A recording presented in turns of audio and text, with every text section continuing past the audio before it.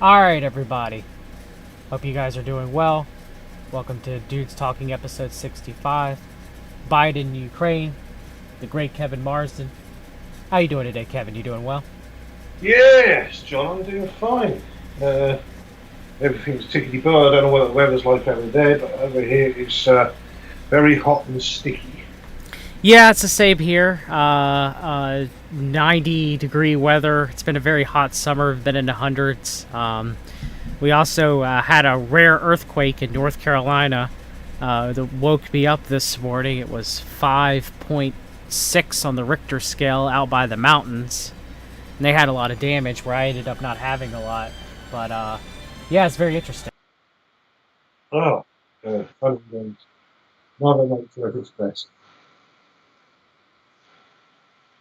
So, So, so, I wanted to have you on to discuss your research into, kind of Joseph Biden and Ukraine and George Soros and the whole globalist CFR, Council of Foreign Relations, Bilderberg nexus being involved in. let's focus, instead of all these outlook groups, let's focus Yes. on a specific area. Yes. The specific area I think we should talk about is when we start thinking about the time of a character called Viktor Shokin. Viktor Shokin used to be the Attorney General of Ukraine, and this is the guy that Biden got sacked. And he went into the Council of Foreign Relations where the famous speech was like, oh, I had $1 billion, and if they didn't fire the guy, they wouldn't get it, and blow me down, they fired the guy. Because he said this guy was corrupt. Then we had NABU, which is this sort of Ukrainian FBI thing, yeah?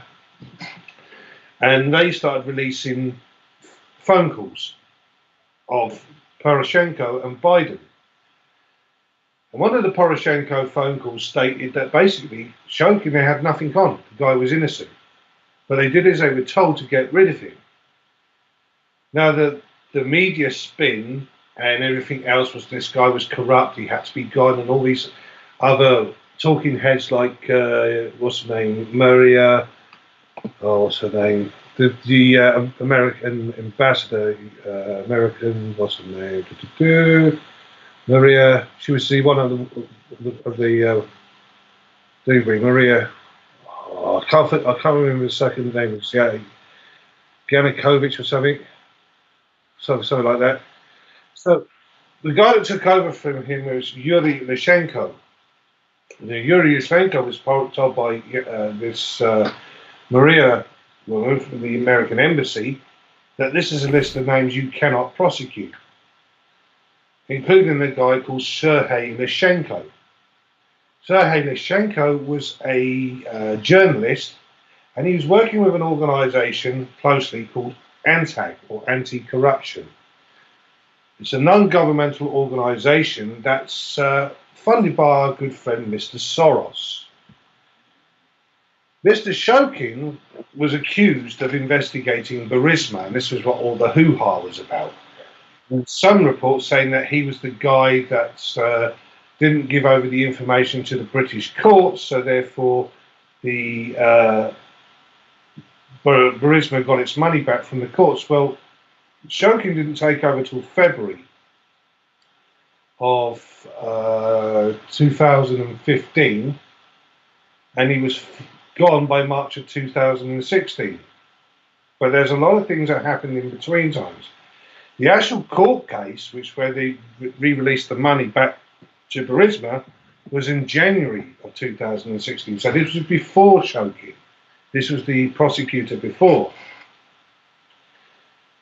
So that's one of the spin area to try and dirty up and smear this guy's name, which is a typical tactic you'll see all the time with the Democrats and the bureaucratic machine. When they want to get rid of somebody, they'll smear their name, or they'll make an accusation against them and accuse them of crimes.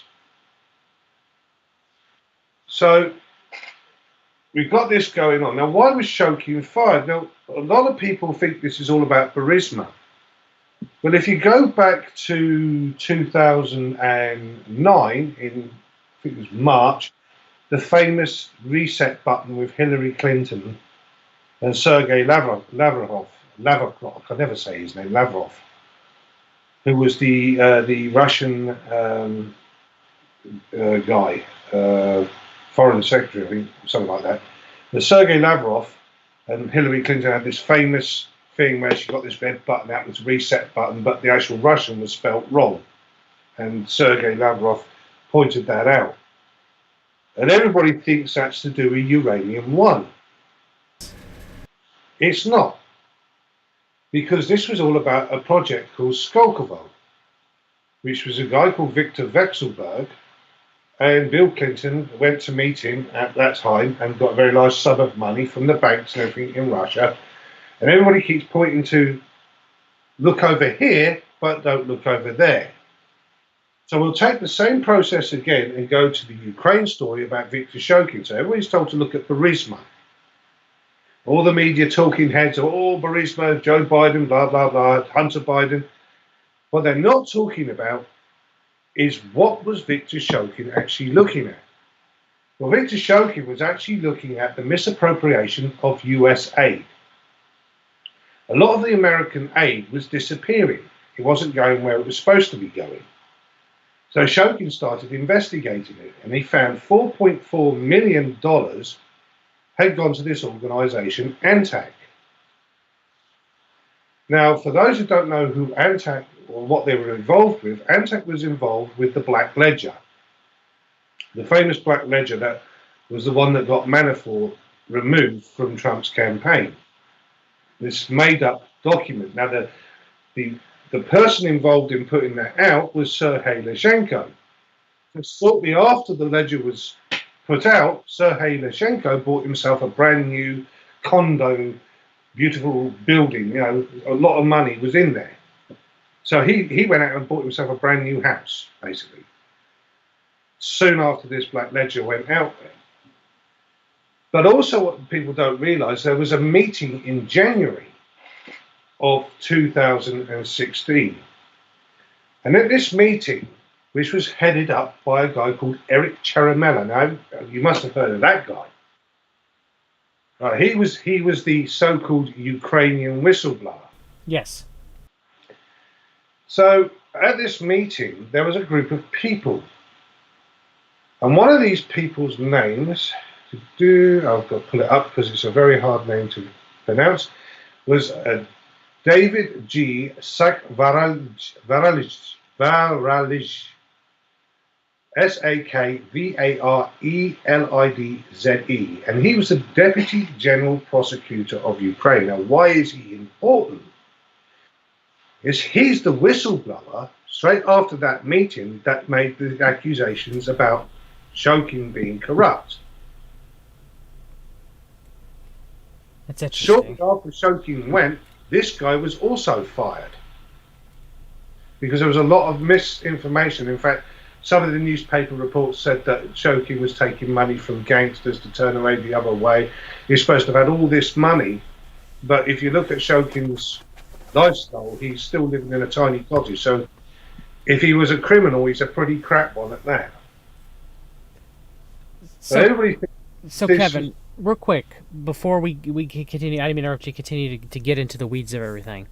Mm-hmm. Why do you think, and we'll talk about Skolkovo and some things I want to bring to the table about Skolkovo, but so Skolkovo is kind of like Russia's Silicon Valley, you would say, right? It's correct. It's Russia's version of Silicon Valley that was created by the Clinton Foundation. So Skolkovo is also a big part, because Russia is a big part in the Belt and Road Initiative with China. All Correct. Right?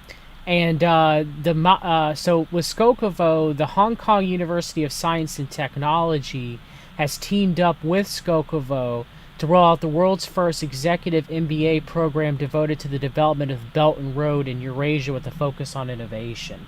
So they're training people to work for and develop the Belt and Road Initiative. Correct. So Burisma is something, but you would argue that the real clincher that no one really talks about is Skokovo, right? Or am I mistaking what you're saying Exactly. by that? No, no, no. The real clincher is Skolkovo because all the technology secrets and everything else were all going to Russia through a back door. Hmm. Skolkovo. So they were getting technology from Silicon Valley and other places through the back door. The Yes. same, the Chinese were sending people over to America on these so-called visas to work in these in the laboratories and the science places. The famous one being Xi Zhengli, who worked with what's his name, Virach. I can't remember his name, but in Carolina, Hmm. and they were working on gain of function. This is the Bat Lady. This is the woman at the centre of this COVID-19 stroke. Yeah, you talk about Ralph Barrick from North Carolina, Yeah, correct? that's the one. Yes. Yeah. So she was involved with him, and that's where she learned gain of function. Yes. People don't realise. So this all happened under the Obama administration because they made this agreement with China. At the same time in 2009, you've got this other agreement going through Hillary Clinton to create Skolkovo, which is, like I said, this big technological place. Now, Poland had a very, at that time, strong nationalist leader in Lech Kaczynski. Lech Kaczynski in 2008 was the guy that went to Tripoli, stood on the steps, dragged a load of European leaders down there to take on the Russians on the Georgian war. What people don't realise is Kaczynski was actually looking after his legacy. Because Kaczynski had done an arrangement in the year previous, in 2007, with four other presidents: the president of Ukraine, the president of Georgia, the president of Azerbaijan, and the president of Lithuania. And it was at Vilnius in Lithuania where this meeting was held in October, where they signed this agreement for the Odessa-Brody pipeline. So in other words, they were linked up, which was from the Baikal-Tripoli-Cheyenne pipeline, which was the one to Turkey. They were going to then connect from Baikal-Tripoli to Odessa, then up to Gdansk. So then Poland would have been the oil and gas hub of Europe, rather than Nord Stream 2, which is what the Russians have built now into Germany to bypass Poland. But nobody talks about it because nobody knows about this. So what he was doing there was protecting that, and he was standing up to Putin to make sure that this pipeline was going through. Also in 2008, he made an agreement with George Bush Jr., of Dingbat, and Condoleezza Rice for a missile defense system, along with a few Eastern European blocs against Russia. Well, in 2009, Obama cancelled that, I think about September 2009, and Kaczynski kicked off and made it public. He was not happy about it because obviously people don't understand the history between Russia and Poland, and the animosity between the two countries has always been there for a very long time. It's inbred in the Polish like nothing else. And of course, in 2010, Kaczynski died in a plane crash on the way to Smolensk. Yes. To celebrate the Katyn tragedy, which, funny enough, 1943, the guy that originally exposed it, which was General Tchaikovsky, also died in a plane crash off the coast of Gibraltar when he was kicking off about it with the British and the Americans, who at the time were trying to get Stalin on board to fight Hitler. So you could say there's a very dubious connections there. But like I said, Skolkovo is Skolkovo, and if Kaczynski had found out about that, believe you me, the world would have known about it. He would have kicked off. Because that was being given all this stuff to the Russians, would put their NATO allies and obviously Poland being an ally with America since its formation in 1776, with General Tadeusz, who helped you get your independence. So the history between Poland and America is quite strong, was getting shafted by the Obama regime through Clinton, obviously, and this large, what I would call a corporate mafia. And the corporate mafia involves also having politicians and senators and congress people are all in the trough. All these people are in the trough. So was Skokovo was it a way that you had corporations selling United States technology to the Yes. Russians? Yes. Okay. And then effectively going to the Chinese through the Belt and Road Initiative. Exactly. So that's where it was all going. And of course, the people also involved that would, of course, Soros and his gang and everything else. But going back to Ukraine, like I said, we go back to Ukraine again. So we now know we look at this situation with this company, this organisation called ANTAC, or Anti-Corruption, which is a Soros-funded organisation. Well, people don't realise that in December the 9th of 2015, Daria Kalyanuk, who is the co-founder and executive director of ANTAC, was where? She was visiting the White House. Now, why would an NGO of another country in Ukraine be visiting the White House in December the 9th, 2015? That's interesting.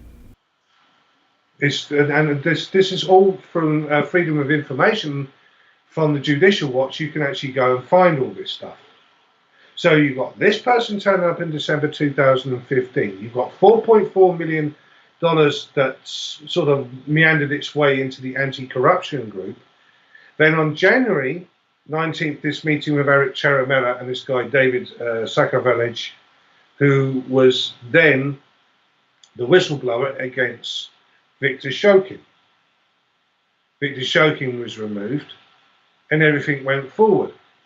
But what was all this about? Well, if Shokin had followed the money, where would it have led him to? It would have led him to a bank. And the bank's name is Privat Bank.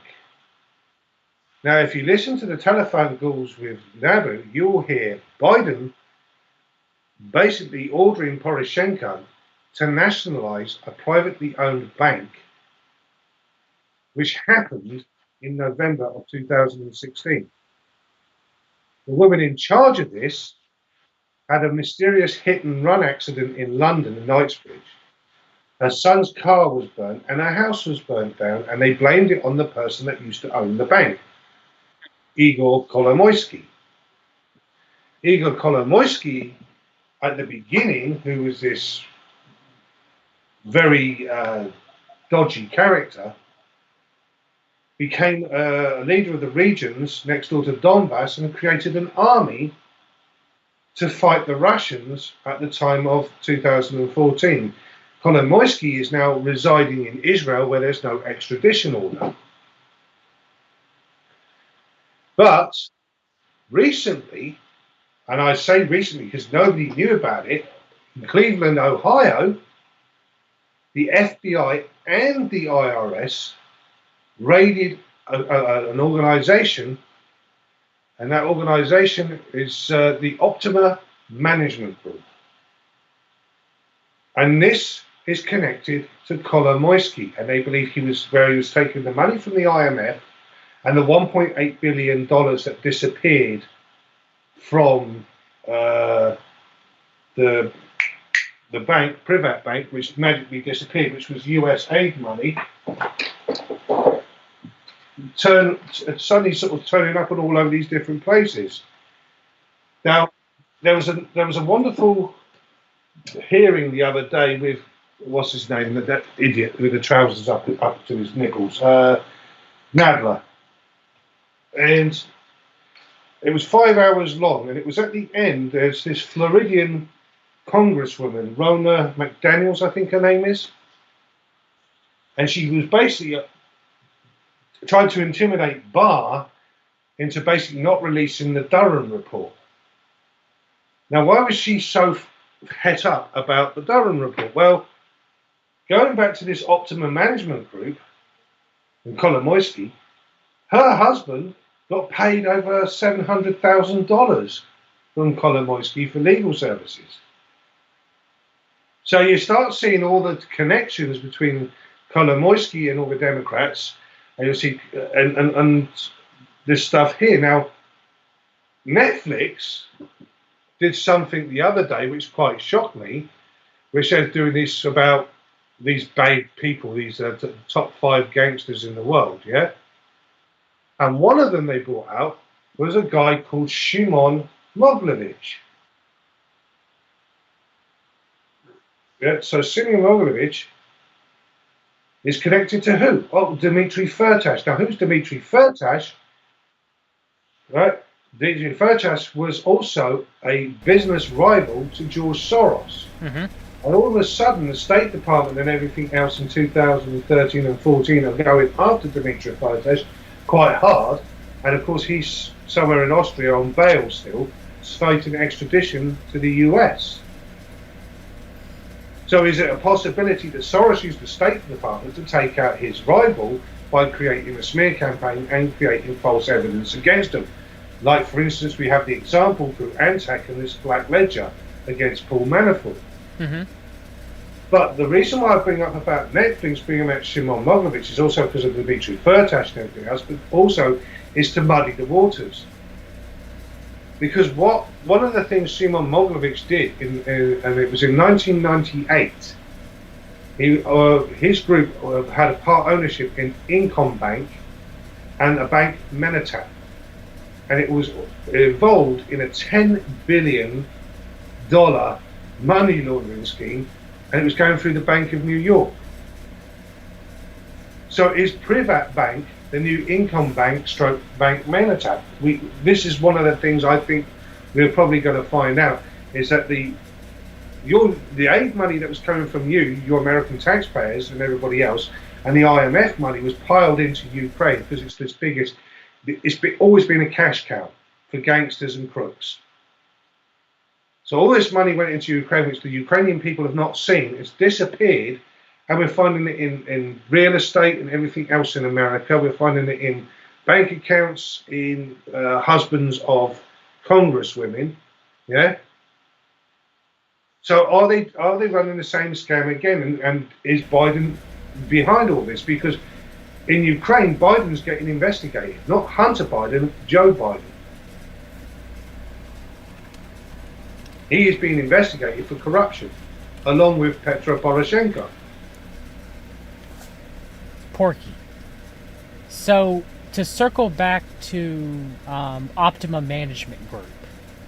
Mm-hmm. So Optima Management Group, when they were raided, and no one, other than you bringing this up to me, I hadn't heard this. They had buried this deep from getting in. It wasn't even on, I don't even remember seeing it on Drudge, and I checked Drudge quite frequently out during the day. So Optima is a conglomerate of companies partly operated by Chabad donors Mordecai Korf and Uriel Labor. Both are Jewish philanthropists who in 2019 were named in a lawsuit accusing them of helping oligarchs launder money from Privat Bank. Yeah. And they own $6 million worth of shares, at least 7% of Privat Bank. Yeah. But Privat Bank, they don't have any shares anymore because it's nationalised. Yeah. It's nationalised because Joe Biden ordered Poroshenko to do it. So where is the legal ramifications here? Is Biden has no jurisdiction or right to order another president of another country to do things in their country, like, for instance, privatise banks. Mm-hmm. That is against international law. And yet we've got phone call after phone call, and they didn't want Trump going in there and all this lot about the Privat Bank. They were so worried about the Privat Bank, they had to nationalise it. Yeah. Because when Trump won, that's when the panic buttons happened. And in November, they were pushing hard to get this bank shut down. And in one of the phone calls, Biden even turned around and said, he knows Kolomoisky's a pain in the ass, but this has got to be done. Then they span it that there was all this money missing and the people's money had to be saved. And the reason why the government had to come in was to make sure that there was no problems with the Ukrainian people's money. But there was money laundering going through Ukraine and the United States and Israel from Privat Bank, right? I mean... Yeah.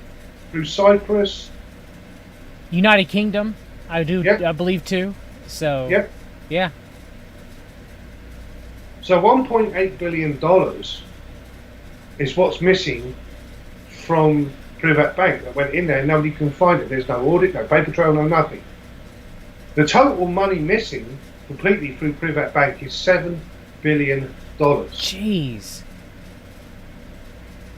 5 million of it was IMF money.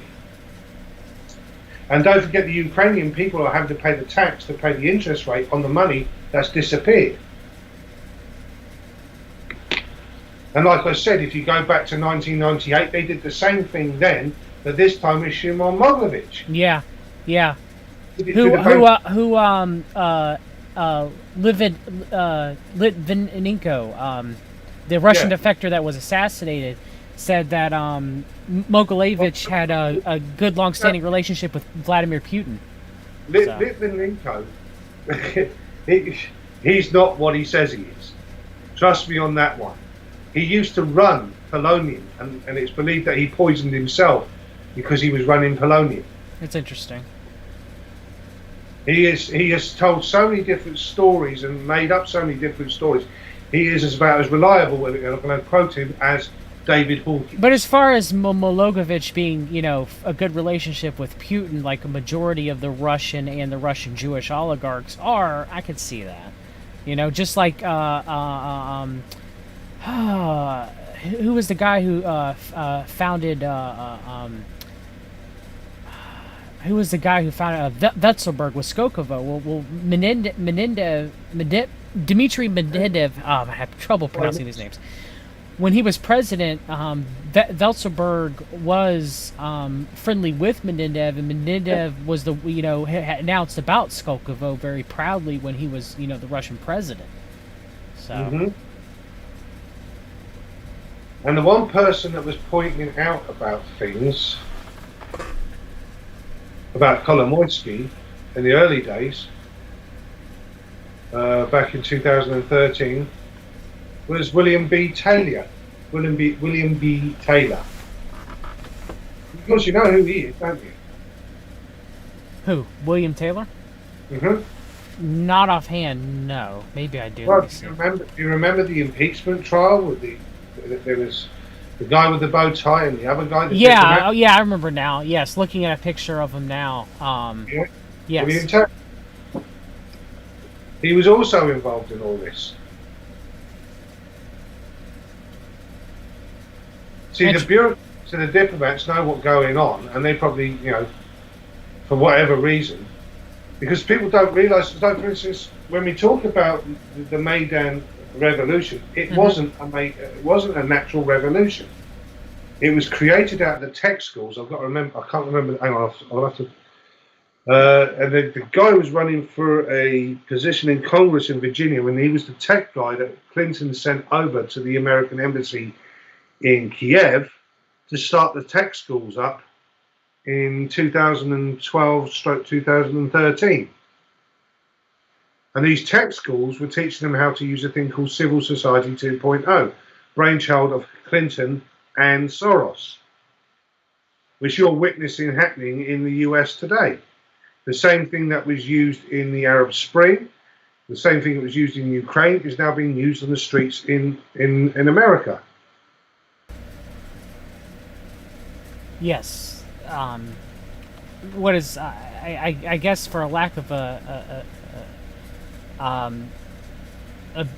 better term, you could call it. I guess a modern color revolution. Yes. And who was the main person behind all the colour revolutions in Eastern Europe is George Soros. Mm-hmm. And one of the most disgusting ones was the colour revolution was the jeans revolution, which was in Serbia.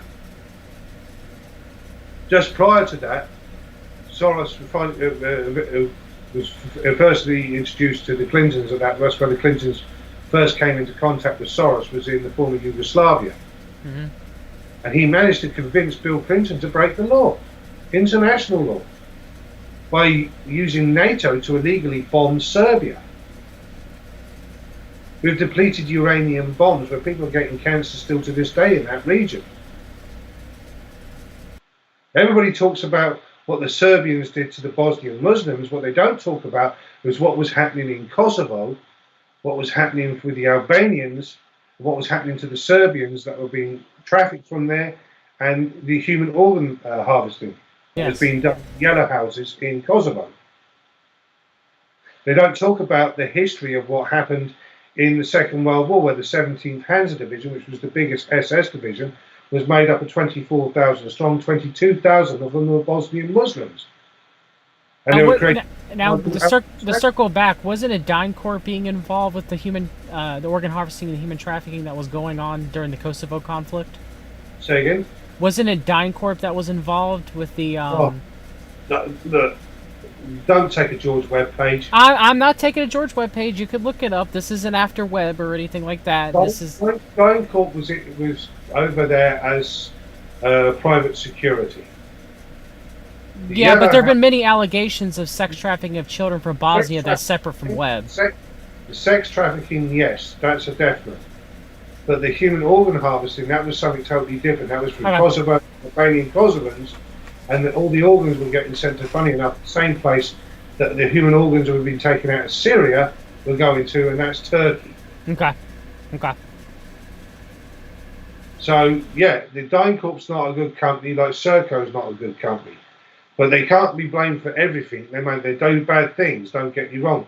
I know, they're blamed. They're like blamed on every ilk of. I mean, you can anybody can make anyone into being blamed for all the world's problems. The United Nations that were there are also involved in human trafficking.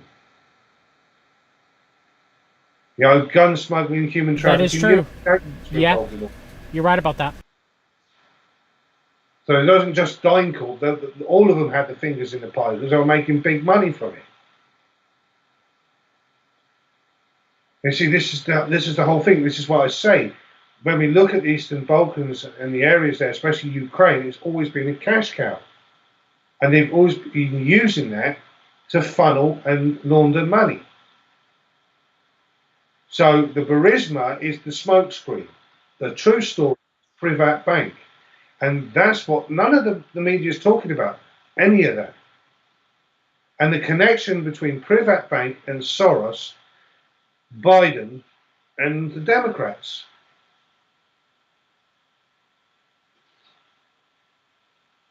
Because it's when you start looking at it in a broader scope of all this, is where did that $7 billion just doesn't disappear?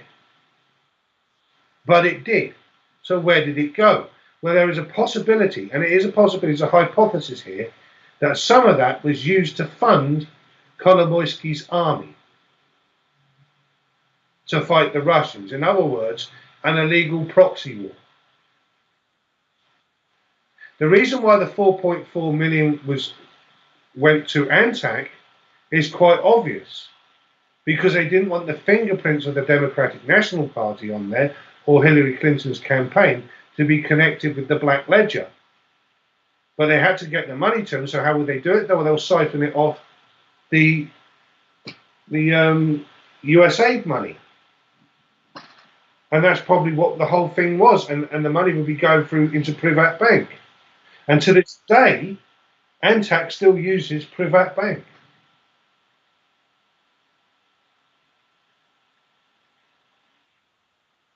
So you and I both believe that Joseph Biden is guilty of numerous crimes. Yeah. There's no way. The guy is a grade A mafia criminal. And we're not even talking about, creepy Uncle Joe Biden, sniffing. We're talking about stuff that you can, not to say that all this, to excuse that stuff. This stuff's creepy. All right. Yeah. But I'm saying actual crimes that can be proven, if Biden was taken to court, beyond reasonable doubt. Yeah, but that's why they shut down Privat Bank, by nationalising it. But because Biden's not that intelligent. I'm sorry to say, he's not that. Okay, so he thinks he's cut it off there from Privat Bank, but there's still the paper trail into America. I would argue Obama's more intelligent than Biden, though. Obama's pretty cunning. as far as IQ levels or presidents are concerned. George H.W. Bush Why, is very why, do high you too think, as well. why do you think Obama gave Ukraine to Biden? Exactly. Keep his hands clean. Yeah. You've got a very corrupt politician who's been corrupt all his career. Yeah, all his career, if for his family or whatever, he's always got one way or another. He's been making money from selling his position in office. Yeah, he's getting sent to be the head of a country where corruption and anything like that are just everyday occurrences. It's like a candy basket. You're sending a guy there where all the sweets are on offer and there's temptation. Of course, he's going to dip his hand in there. And others have dipped their hands in there as well. I wouldn't be surprised if we see the name McCain turn up in all of this. No, that wouldn't surprise me about McCain if he showed up either. Not at all. No. Right? No. And you'll find people like Victoria Nuland. And don't forget, with this Black Ledger and all that and everything that was going on at the time, what was his name? Cody Shearer's was his nephew. What about Mitt Romney? Do you think Mitt he's Romney got- would show up too as well? Yeah, he's involved there. He's involved in Ukraine. Same as what's his name? The former CIA guy, David Petraeus. He's involved there. No, that doesn't surprise me. No, that doesn't surprise me at all. Black Ops mercenaries into the Ukraine. There's video footage of all that, and of course, it all ties back to another place as well, John. It all ties back to a lovely organisation called the Atlantic Council. Yeah, another globalist elitist think tank. And of course, the name I haven't talked about is one of the main players in all this, is Victor Pinchuk. Okay, so tell us about Victor Pinchuk, if you don't Well, mind. Victor Pinchuk is the son-in-law of a guy called Leonid Kuchma. Leonid Kuchma used to be the president of Ukraine up until 2004, before the Orange Revolution, another Soros revolution. He was kicked out of power, but he was never charged, never jailed, and he was accused of having 2 journalists executed. The connections are there towards Simon Mogilevich and his people who would have done the dirty deed, so to say. But at that time, Pinchuk was basically an oil pipe guy.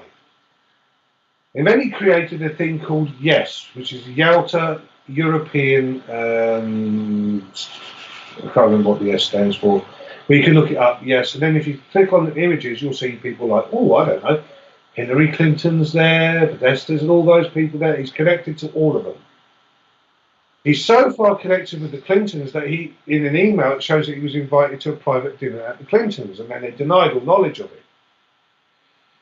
He's also a very big donor to the Clintons, to the point of $25 million, especially at the time when he was getting investigated for selling oil pipelines to Iran when there was an embargo on. And all of a sudden, all charges were dropped when a large amount of money ended up in the Clinton Foundation. He's also involved in the Clinton AIDS initiative, and he did that for Ukraine. He has his own foundation, which is the Pinchuk Foundation, along with the Soros has got his foundation. And they've all got foundations as well, which is another way where they funnel money and stuff through as well. And so Pinchuk is involved in this because he's also involved with CrowdStrike.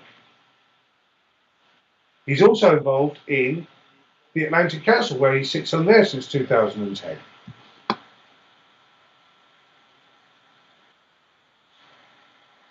So you start seeing all the same names and the same players, and they all congregate to the Atlantic Council, and all of them are involved in Ukraine in this so-called revolution of rescuing these poor Ukrainian people from the corrupt Yanukovych, who at the time was being trying to be persuaded to go west instead of east.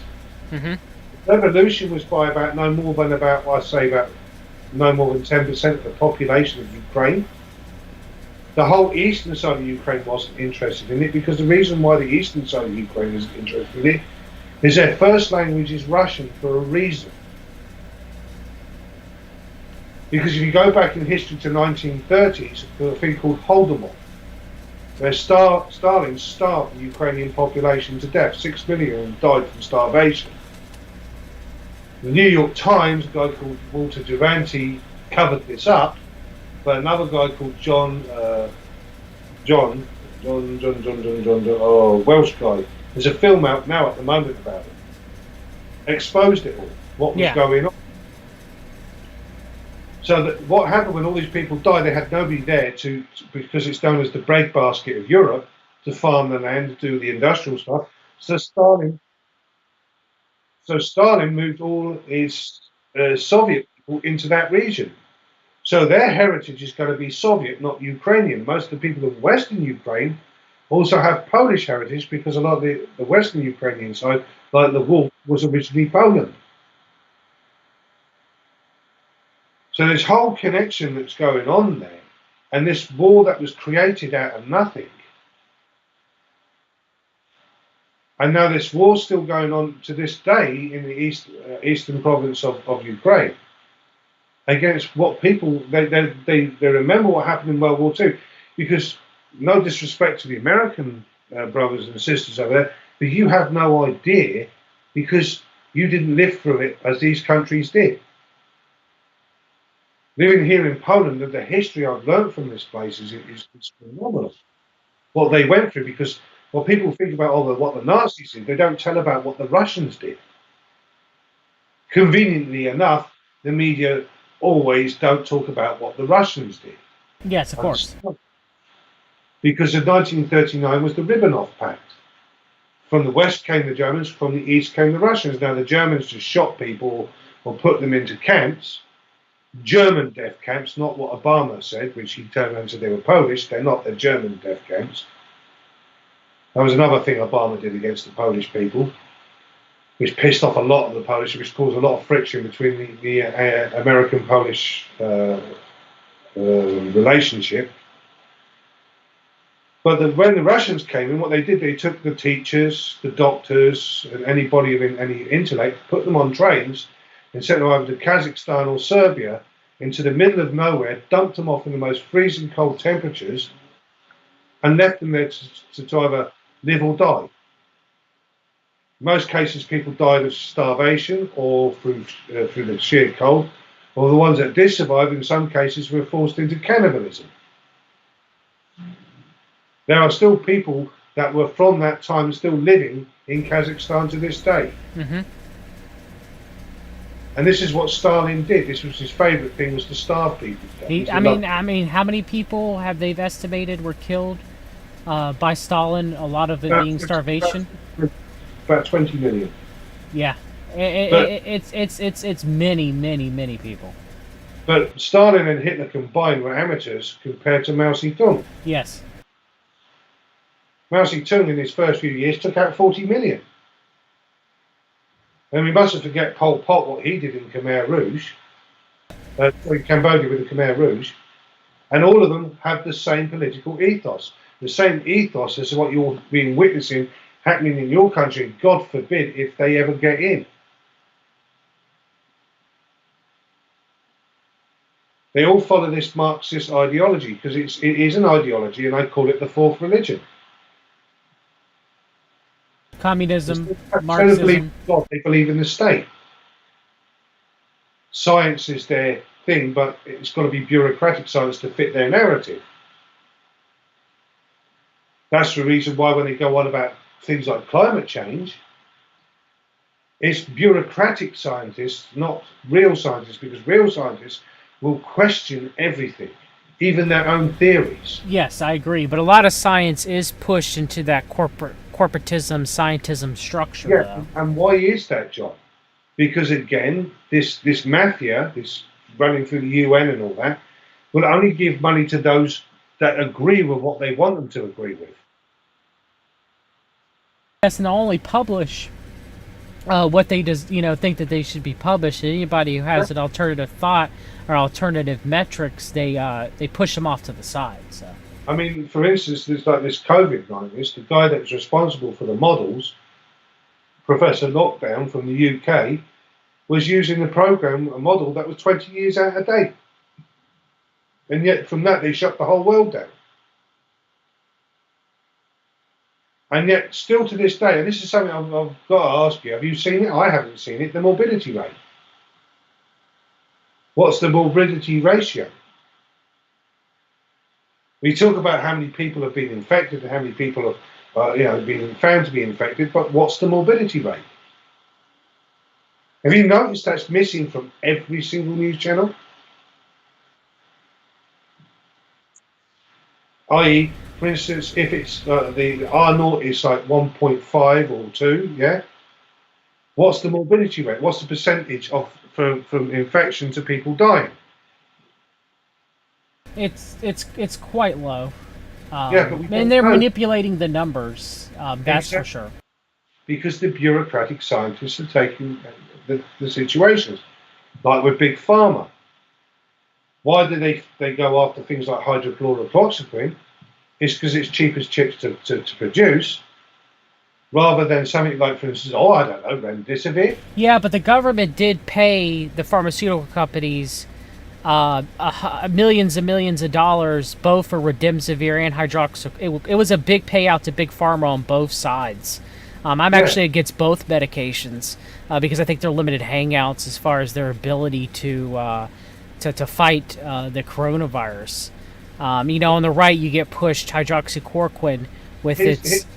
Here's the oxymoron on that, John, because the coronavirus is a cold. That is what. Yes, it is a type. It's about 10% of the infections of the common cold, give or take. Yes. Yes, it's not this massive thing like, for instance, SARS. But if you go back to when I did the research into China and where it all came from, the first report was it was SARS, COVID part number 2. Yeah? SARS-CoV-2, yes, or COVID-19. So it was a SARS virus. But literally, I mean, I know somebody who's had it, and they were in a rough way of it. It damaged their lungs. But I know other people have had it, and nothing more than a bad headache. Yeah, it just depends on a person. I mean, there's multiple factors. It is a novel version of the coronavirus. That is where SARS comes from, and MERS and SARS-CoV-2 is it's a novel strain. However, people can argue. I think that the world order is making a huge panic over it. That's the worst thing in the world. And if you don't stop it, you need to get your vaccine and take your drugs, and it's a problem. Why would they do this? Why would they want to crash? Well, control. Well, why would they want to crash the whole world's economy? Is it to bring a new world order? Just a thought. Because you think about they're crushing the small businesses, which is the engine of any country. They're destroying all the small businesses by making it physically impossible for them to do anything. The big guys like Amazon and that are making an absolute fortune because they can do whatever they want, because they can afford to do all this, whereas a small business is being hampered or threatened with being in prison. Small businesses are being destroyed. Yes. It's for the corporatocracy and the government to maintain greater control over businesses. It's what you see that happens in communism, where you have nationalization of businesses and destruction of small businesses. Bingo. You got it. That's it. That's what they're doing. They're trying to bring in another the socialism in a different format, so you get used to it. Kevin, I lost you for a minute. You there? They're bringing in communism through the back door that way. Okay, that is weird. I don't know if you're muted on your end or if Skype messed up. I'm not muted. Can you hear me? Let me try to call you back real quick. Okay. Sorry about that, folks.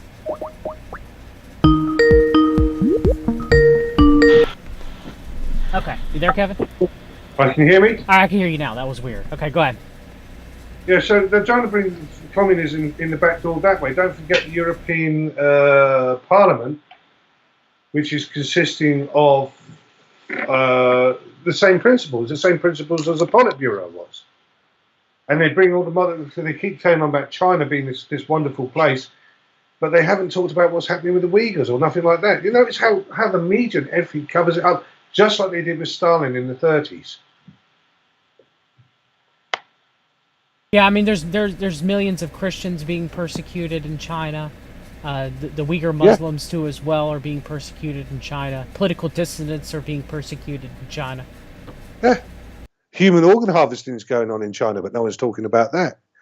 They're putting people on railway carts where have you seen that video where they put them on railway carts blindfolded? Yes. That's all the hallmarks of what was happening in Poland and places like that in World War II.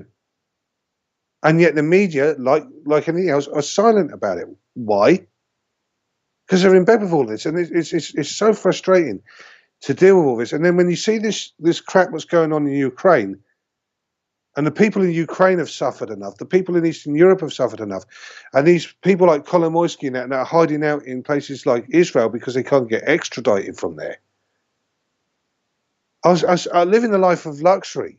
Well, Ukraine's been raped by both the Russia and the globalist world order. The people of Ukraine. It's despicable. But when you're talking $7 billion, John, we're not talking small change here. We're talking $7 billion. Just where is it? And now we're starting to find out that they've been doing this investigation in America that has been under the radar all this time.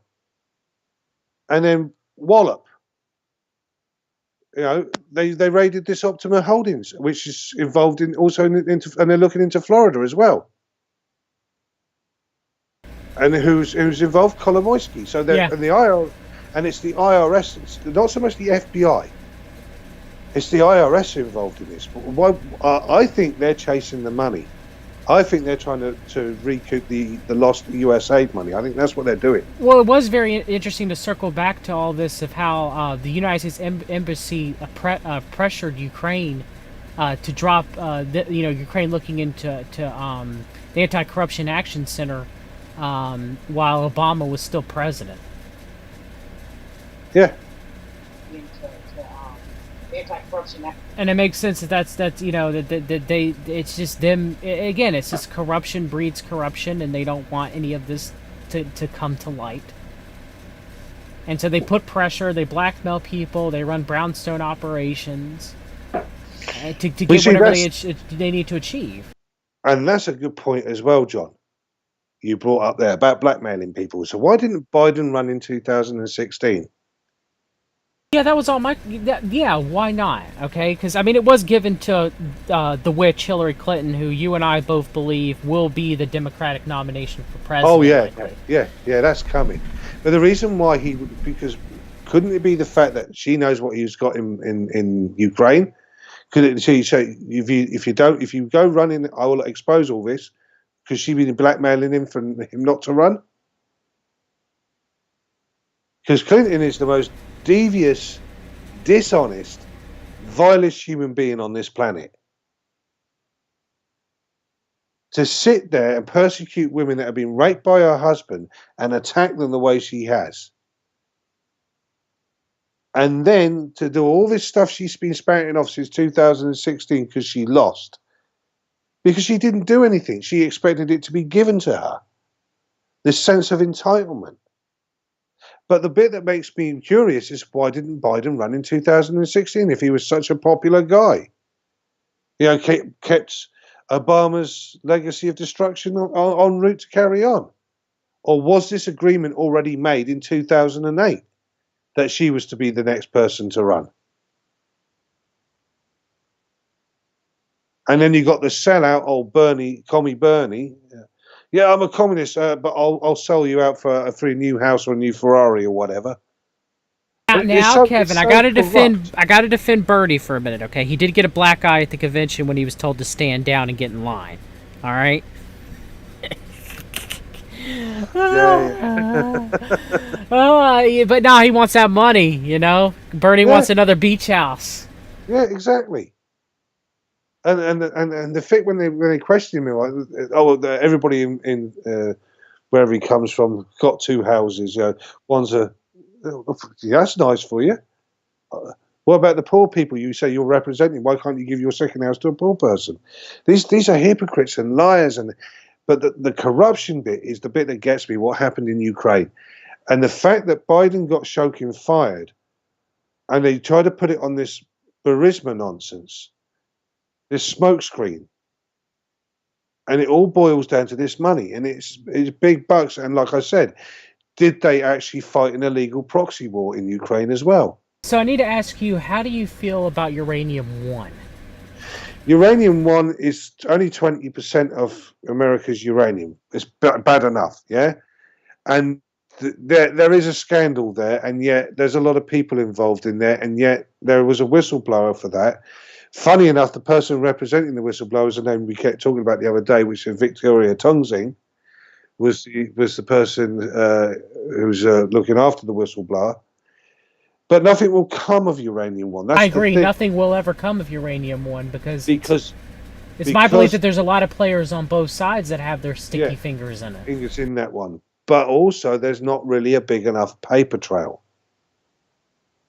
But seeing what happened in Cleveland, Ohio, gives me hope. Yeah, now there's a big paper trail. Now I'm a little bit more cynical, where I sadly don't think anything is going to come of it. I pray to God something does. But yes, there is a big paper trail, that leads back to Biden, the whole mess in Ukraine, Russia, Chabad, like it's all there. Like the Russian Jewish oligarchs, it's all there, and no one talked about it at all. So it's very interesting in that regard. Yeah, exactly. And like I said, with all this money and everything, there is a paper trail. There is this flow, because you $7 billion, you just can't hide that in your back pocket. Sorry, here's $7 billion. I'm sorry about that. No, this has been filtered out. But the core point, the starting point, was Privat Bank. Privat Bank was where all the money went. The IMF money, the USA money went in there. And then, like I said, in November 2016, Biden was on the phone constantly with Poroshenko in getting that bank nationalized and taken out. And Poroshenko was on this globalist dime. He was a sellout. He was their man. So. Yes, and if you listen to the phone call between Poroshenko and Biden, they're quite sickly. And basically, Poroshenko was Biden's lapdog. 100%, yeah.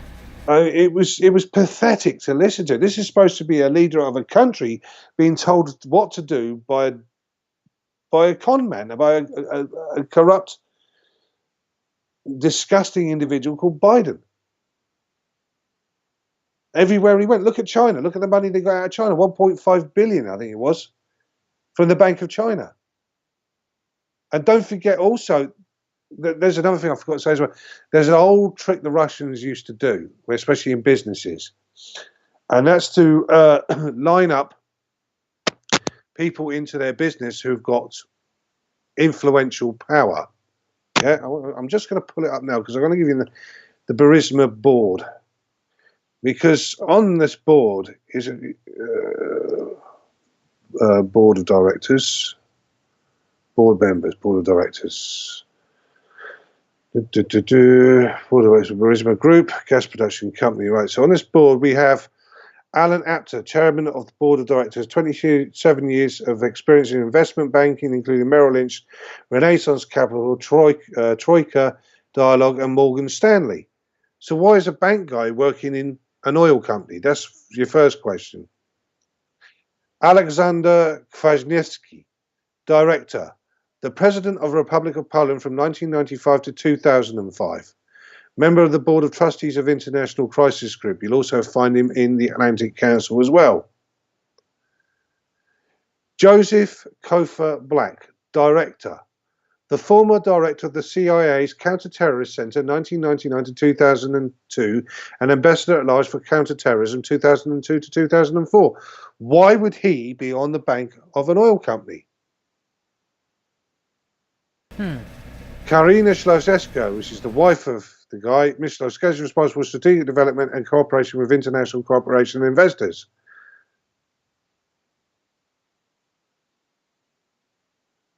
Brignos Charalampos. Mr. Charalampos worked as Grammatical Accounting Services Limited as an associate with accountancy from Sheffield Hallam University in England. Why would an accountant be a director of an oil company? Christine Sophoulos. Mrs. Sophoulos, a member of the Cyprus Bar Association. Her practice areas corporate and commercial law, trust law. She graduated in law with honours from the University of Kent, obtained her LLM at University College London. So here we got a person from Cyprus. Don't forget, all the money was going for places like Cyprus, so they understand the international law. So the reason why they've got these people on these boards, directors, because they're all corrupt. You've got a former CIA guy, a banking guy, a former president who was corrupt, yeah? The wife, a lawyer that's involved from Cyprus in international law, and a guy who's in accountancy. All on the board of directors of an oil company, oil and gas. Yeah. So not one of them are an engineer in the oil and gas field. I mean, this should upset David Hawkins. I mean, David Hawkins, don't forget, was a well-logged analyst. Mm-hmm. But that's beside the point. Another director here I've just found as well, Andrew Soffer, the husband. So there's a husband and wife working in there. And he was appointed in 2019, but there's no details on him. That's interesting. But like I said, and who's Alexander Krasnevsky's protege was Donald Tusk. And Donald Tusk was the Prime Minister at the time of the plane crash at Skolkovo that sold his country out by handing over the whole of the investigation of the plane crash to the Russians, knowing that the Polish people would not accept that. Instead of handing it over to the international aviation crash investigations, he handed it over straight away to the Russians there and then. Without any questions, without talking to anybody, he did it there and then.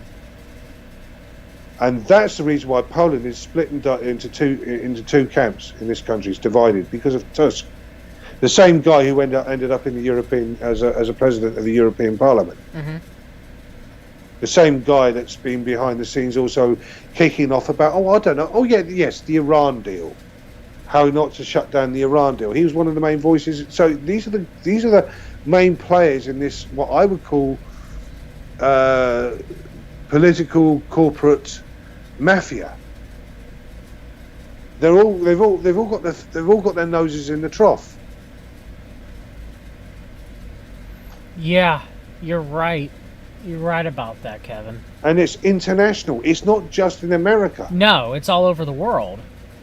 Just like you have China going after, for example, mineral rights in Africa. Yeah. But don't forget, the Belt and Road Project is another form of blackmail. Yeah. That's how they got Tedros in charge of the WHO. Tedros, who was a complete nightmare, who's not a doctor, he has a doctorate in sociology. Yeah. Mm-hmm. When he was in his own country, Ethiopia, he had 4 outbreaks of cholera, and dismissed them, and people died from that. Yeah. Mm-hmm. And then he ends up as the head of the WHO. Why? Because he was good friends with the Chinese.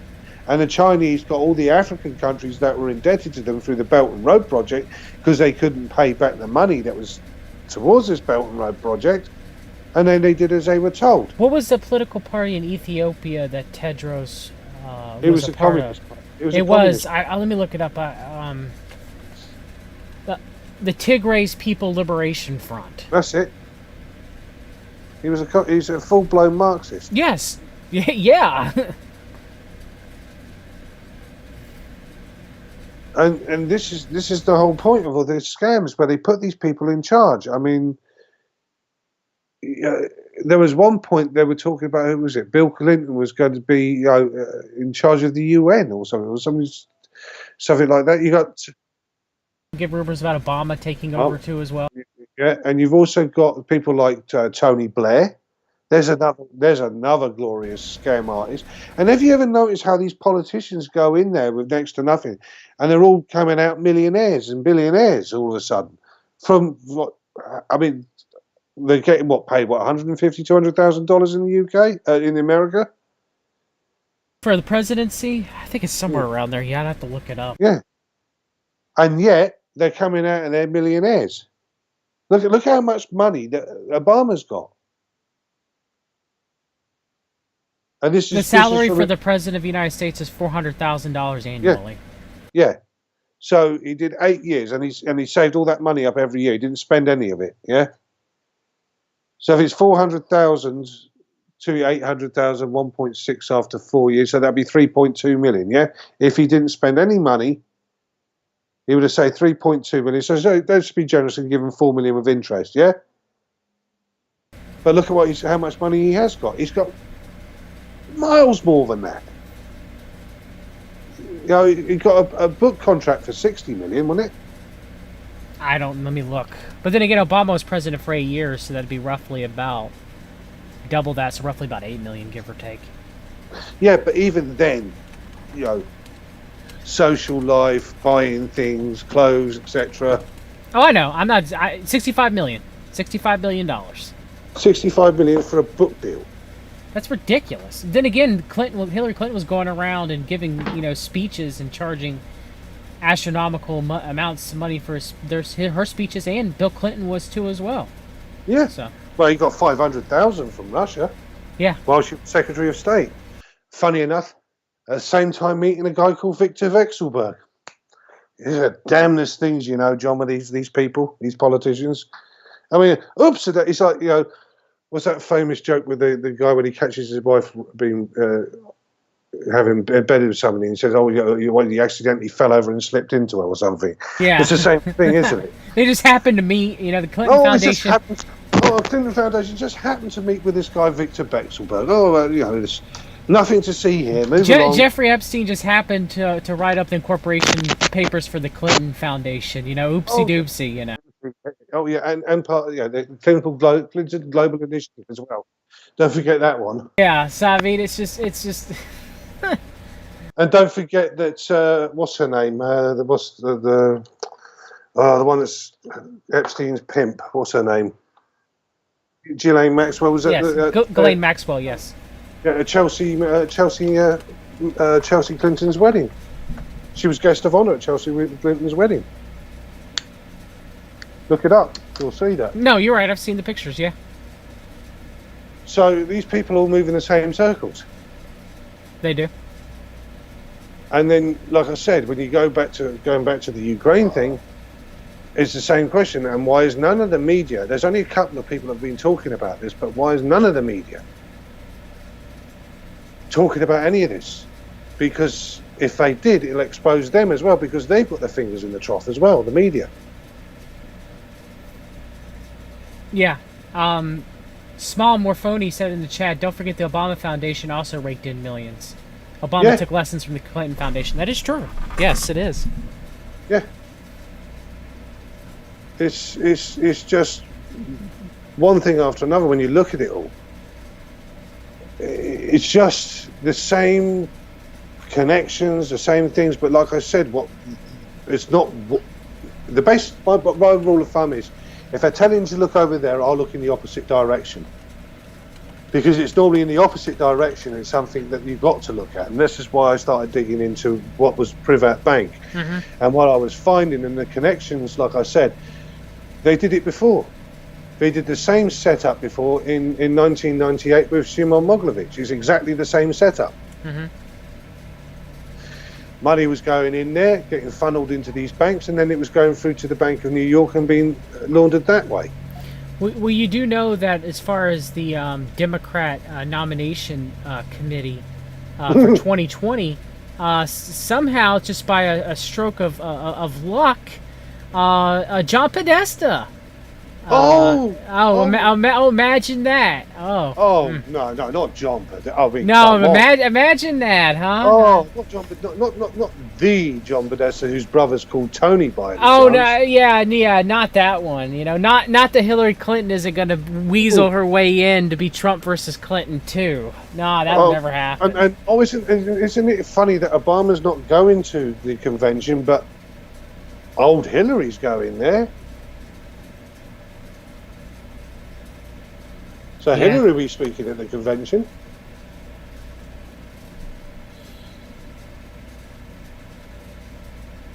You're right. I mean, they're already started panicking about Biden because he's completely gone. He's completely gone, and they can't keep him on message. They can't keep him on track. I mean, the latest outburst he came out with just shows his true colours. What was it about? There was no diversity in the African American community, unlike the Hispanic community. I mean, the guy's a racist through and through to the bone.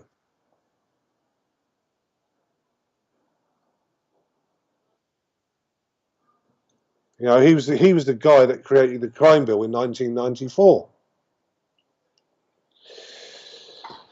I can't remember who's the other. There was another name on there as well. Oh, and that's another name as well. I've just remembered it. Stroke Talbot. Stroke Talbot was a guy that worked for Clinton. I think he was an ambassador and all that. His nephew is Cody Shearer, who's involved with Sid Vicious, Sidney Blumenthal. Yes. And Stroke Talbot was a head of what organisation was it? That foundation that's getting looked into because of the Russian dossier. Oh, what's the name of that group? Name slipped my mind. Talking about the one who did the Steele dossier? The Steele dossier. There was the name of the organisation. There's so many. I know what you're talking about. No. You know what I'm talking about. The one where what's the name? That stupid. Is it Emily Farquhar? What her name was? Farquhar. She was part of it. Fiona Hill. She's part of that group. But he was the head of it. He was a director of that group. Hang on a minute. Not Fusion GPS. No. Huh. The organisation, not Fusion GPS, that was Glenn Simpson. CrowdStrike. Not CrowdStrike, no, No. That was no. Something group. I hate it when my brain There's goes. so many groups, aren't there? It's hard to No, keep but it. this was the main. That was organising the actual dossier and everything else. And they were connecting with Christopher Steele. Hang on a minute, I'll just pull it up on the other computer. You can't keep it all on your brain, you know, when you try to cram in all this information. Yeah. I have the same problem. Stroke Talbot. But it is very interesting that you see the same power players aligning themselves in the 2020 Brookings election. Institute. The Brookings Institute. Okay, yes. Right, the Brookings Institute, which was connected with the also the Brookings Institute has all the other names in it. So the Brookings Institute was another globalist think tank. Yeah, but don't forget the writing up of this dossier. Yeah, it was supposed to be from Steele. Yeah. Mm-hmm. But Steele was in constant communication with the people of Brookings Institute. Now, the guy who ran it was Stroke Talbot. The guy who is his nephew, who's connected to him, is Cody Shearer, who's connected to Sid Blumenthal. When you read the dossier, I wouldn't be surprised if you see those two names were involved in it. Yeah, and the Brookings Institute's been around here for a long time. I think since the early 1900s, if I remember correctly. Yeah. So I mean, you know, I also remember like Rhodes Scholars. You have Brookings Scholars, and one of the biggest ones I can remember is a former Fed chair, Ben Bernanke, was a Brookings Scholar. Fiona Hill, a senior fellow at the Centre of the United States and Europe in the Foreign Policy Program at Brookings. And she was one of the people talking about the Russian dossier, and she was involved with the Ukrainian impeachment saga. Well, that's interesting. Dmitry Medvedev talked to Brookings in 2010. Yeah. And Janet Yellen was also a Brookings Scholar, former Federal Reserve Chair. And when she was questioned, she turned around and said that the person that gave her Steele dossier was Stroke Talbot. Stroke Talbot gave her the dossier. So all these people, I mean, I don't know if she's in there, but I'll put her name in. I'll just type her name in. And also John Victoria. McCain also received the Steele dossier as well. Some people said that came from, what's his name? Rick Wilson was the one who passed it on to John McCain. Funny enough, so's Victoria Newland. She's in the Brookings Institute as well. Imagine that. Oh, what a surprise! I'm dumbfounded. I mean, they are so so many of these people connected. Don't forget, Victoria Nuland was involved with the Ukraine. Maria, I can't remember her name. Maria, what's her name? I'll put it in now. Maria, Ukraine ambassador. Jovanovic. Maria Jovanovic. I can't remember that. Right, so let's put in Maria Jovanovic. Just out of curiosity, if she's involved in it, because don't forget, a lot of these people are also connected to the State Department. Like Nuland. And of course, the State Department. You've had numerous deep state swamp dwellers who have been the heads of the State Department, the Secretary of State throughout history. You know, I mean, it's just crazy how it all ties into play. I mean, you know, you had Hillary Clinton, as far as recent time periods and their involvement into, you know, everything that we talked about. John Kerry as well.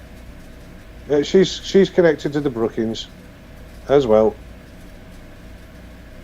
They stood up for her and everything else and made a big thing about her. There's another one, Brookings.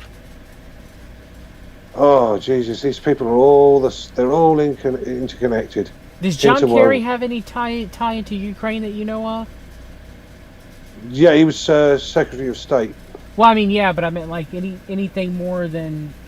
So I looked it up and it says John Kerry's son cut business ties with Hunter Biden over Ukrainian oil deal. Heinz. It was Heinz, Biden, and what was the other guy's name? Archer. Devon Archer. Yep, and Devon Archer. And yep. they created all of a sudden out of thin air, Rosemont Seneca Partners. Yeah, that's it. Rosemont Seneca Partners. They created that out of thin air, and then all of a sudden they're involved in an oil company. Not one of them's got any experience whatsoever. Yep, but they're given those positions because of who their family is. And then, like I said, the board of directors, I've just went through them with you. Not one of them has got any knowledge or experience within the oil trade, and yet they're all sitting on the board of directors. This is an old Russian trick. They put powerful people in there, so if anybody tries to investigate them or whatever, they get these people to shut it down. But doesn't it happen with numerous think tanks and groups and everything where you have people appointed positions, and it happens time and time again, that don't have any knowledge in the field in and of itself, you know? But they're put into power. Like, you can look up boards of what's the one that was taking what was the one in the chat, if you guys can help me, that was doing blood testing? They did a show about it. You know who I'm talking about? Yeah. Kevin, did you what was that called? And it company folded Theranos. And you had Elizabeth Holmes, but on the board of Theranos was Mattis. It's like, why? Why would James Mattis be on the board of directors of a company that was going to be used for United States Diagnostic Lab to do blood spot testing? It doesn't make any sense. So, you see that time and time again. So,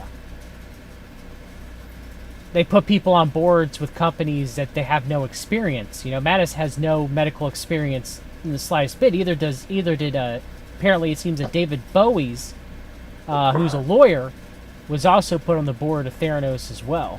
Yeah, that's it. Let's go back to my favourite person, Mr. Soros, because he really pisses me off.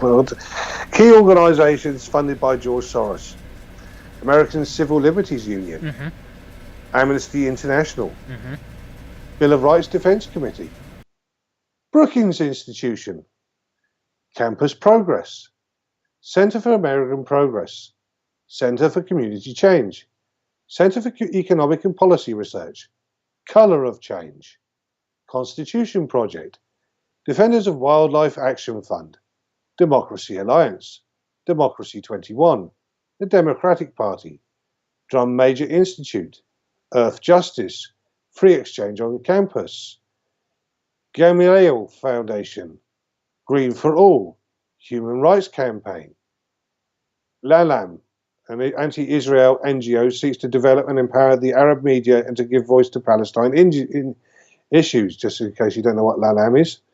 Independent Media Center, Independent Media Institute, Joint Victory Campaign 2004, Media Fund, Media Matters for America, oh, good old David Brock, MoveOn.org, National Abortion Federation, National Organization for Women, National Public Radio, Natural Resources Defense Council, News Corp Watch, People Improving Communities Through Organizing, Planned Parenthood, Project Vote, Psychologists for Social Responsibilities, Tides Foundation and the Tides Center. And who do we know as Tides Foundation? BLM, US Public Interest Research Group, Center for Progressive Leadership, John Adams Project, Moving Ideas Network, News Organization Institute, Think Progress, Vote for Change, Working Families Party. This is just a short list of the stuff he is involved in. And this is another thing. What he does is it's like the All Hail Hydra. You know, the Red Skull from Captain America.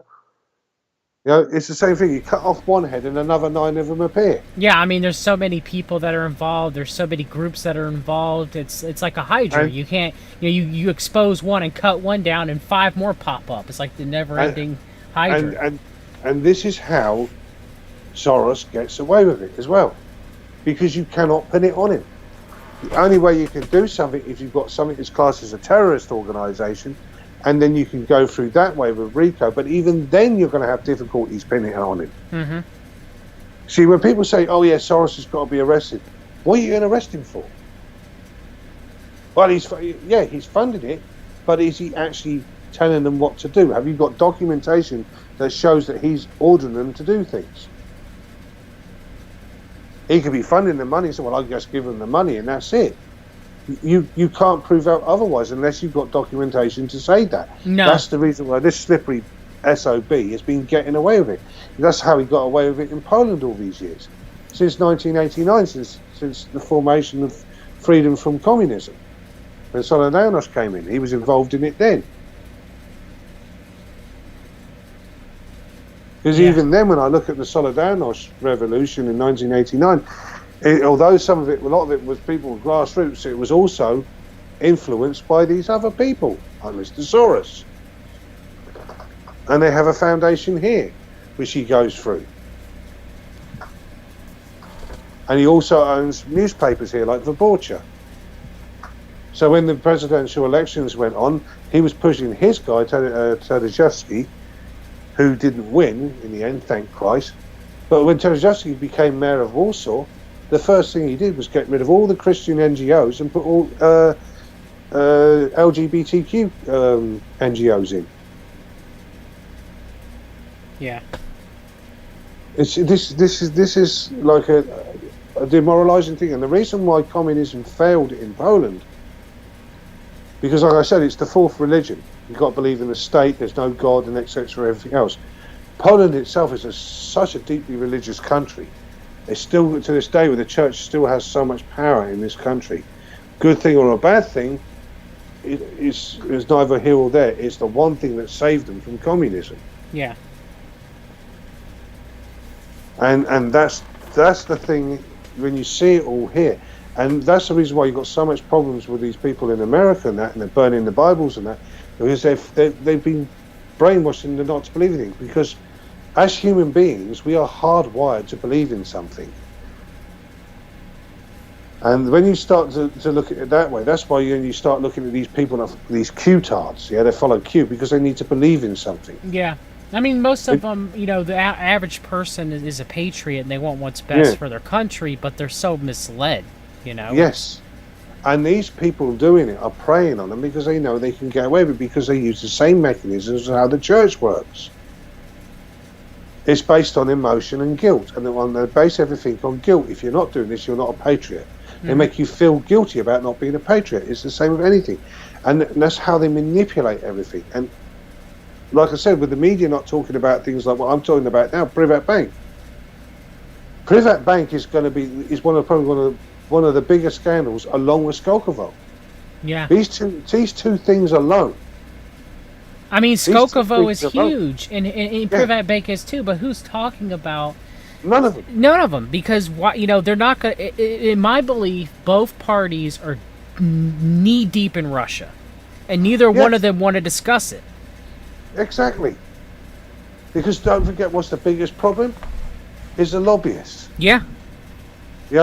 We sold our technology to China, and we sold our technological capability to China and Russia. That's insane. Why would you give your? Because they were all getting back. That's what I asked the question earlier on. Why are they so rich when they leave public office? It's because they've been getting backhanders. Yes. Because of this. It's ridiculous. They are there to serve you, but they've been serving themselves. Yeah, we sold our technological advantages to Israel, China, and Russia, and it's being manifested in the Belt and Road Initiative. Yes. And it wasn't us, the American people; it was the corrupt government and oligarchs that did so. I see Jolly's on there, bless her heart. But she's got a problem in her country, in Victoria, with that idiot who's basically decided to take the Belt and Road Initiative into Australia. Wow, really? Not the Australian government. Jolly can tell you all about this guy, Andrews. What a piece of work that guy is. Wow. So the countries I have it spread now is Switzerland has helped funding it, Israel, Russia, China, the United States has involvement too, or at least the United States deep state, and now to Australia. Bulgaria. They built a train line in Bulgaria. Interesting.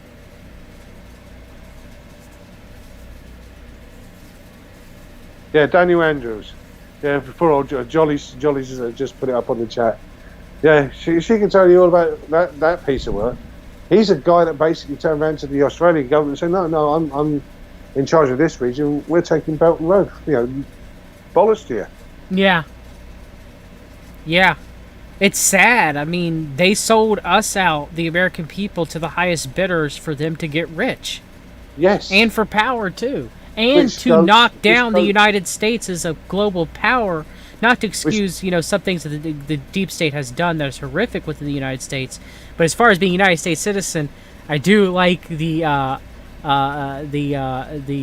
gifts, being, the perks of being, number one. But it's like a full circle. Like I go back again to the Ukraine story. How many of them made money from Ukraine, and how many of them got the money laundered through from Kolomoisky through Privat Bank into their bank accounts? Yeah. I mean, the destabilization of the U.S. And that's why that William Barr, I know you don't like William Barr. I don't. Right? But that William Barr charade the other day with Nadler, that last question by that Ronnie McDaniels, where she was badgering him to make sure that he didn't release the Durham report before the election. Why? Because they're going to try and steal your election, and they can bury all of this and nobody will ever find out about any of it. That's what they're desperate about. They're not desperate about Trump or anything. Trump's just a problem. They're more worried about that information coming out, which is why they're trying to bury it. Because it implicates both sides. They have to bury it, just like they had to bury... Yes. Like when they did the impeachment of Bill Clinton, for example, Kevin, they never went on, they went on Monica Lewinsky and perjury. They didn't go on the Clintons' connections to the the murders on the boys on the track or anything that happened in Mena, Arkansas, or any of that, because that would have implicated almost anybody at that time period, So it was a limited hangout. The impeachment of Bill Clinton was. So it's the same with you know, like everything we talked about, you know, to discuss, if this stuff came to light, okay, Yeah. everything we talked about today, the house of cards would fall. Yeah, and like I said, it still brings me back to my original thing, which started me all off on all this. Mientos, ni wolno, proszę, cicha bądź. So, sorry about this, my dog's decided he wants to introduce himself. So, it brings me to this point with Skolkovo and the things in Smolensk, which is where my whole thing started at the beginning, was with Smolensk. Because I couldn't understand about this air crash. None of it made sense. Then when I started following the money, that's when I found out about the oil pipeline. I found out about the missile defense system. I found out that David Petraeus turned up 3 days before the crash. For 3 days, the day before the crash, he went back to America. And he was the head of CENTCOM at the time. And then June of that year, he was demoted. And then the following year, he's made the head of the CIA. So the guy was the head of CENTCOM, then he's demoted, and all of a sudden he's promoted to the head of CIA. How and why? So if this guy was no good at CENTCOM, he had to be demoted. Why are you promoting him then to be the head of CIA? Unless the demotion was a punishment for fucking up something to do with something he was supposed to have done. So that's, I mean, it's a hypothetical question, and I don't want to create any conspiracy theories because these are the questions I have. Because my biggest thing about Smolensk is that half the Polish parliament was killed, the president and his wife was killed. The whole thing was botched from the very beginning by Tusk, who basically gave it to the Russians to deal with. Every single casket of the dead bodies that was sent back to Poland for burial were all sealed with an order never to be opened. And it wasn't until the Law and Justice Party came in that when they opened them, they found that there were more than one person's body parts in these coffins, which doesn't make for the narrative of it hit a tree and then it crashed. Yeah, this seems like conclusive with an explosion.